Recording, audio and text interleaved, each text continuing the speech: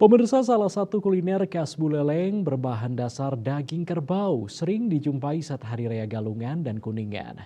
Namun, kini beberapa pelaku usaha kuliner mulai membuka usaha ini.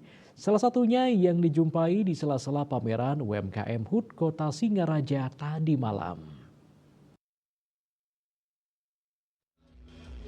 Salah satu pelaku usaha kuliner rawon dan sate kebo, Dewa Ari dari Desa Lokapaksa, Kecamatan Seririt mengatakan, seluruh bagian dari kerbau bisa diolah untuk kuliner khas seperti dendeng, rawon, kerupuk, dan sate.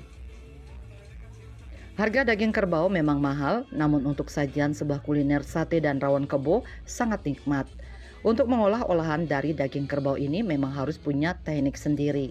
Karena jika salah mengolah akan membuat rasa masakannya kurang sedap.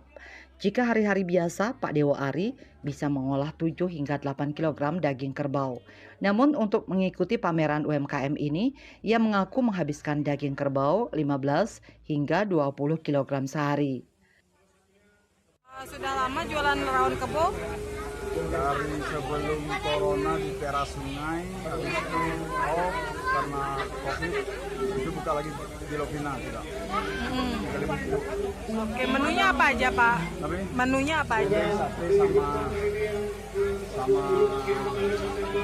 rawon sama kerupuk. Hingga kini usaha rawon kebonya banyak dicari penikmat daging kerbau, bahkan ia banyak memiliki pelanggan setia.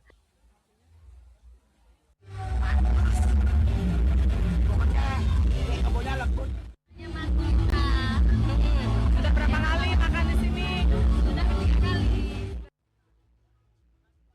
Nah, bagi Anda yang ingin menikmati kuliner khas Buleleng, mungkin Anda bisa mencoba rawon, dendeng, dan sate kebo dari warung Pak Dewo Ari ini. Yesri Yuli, Bali TV.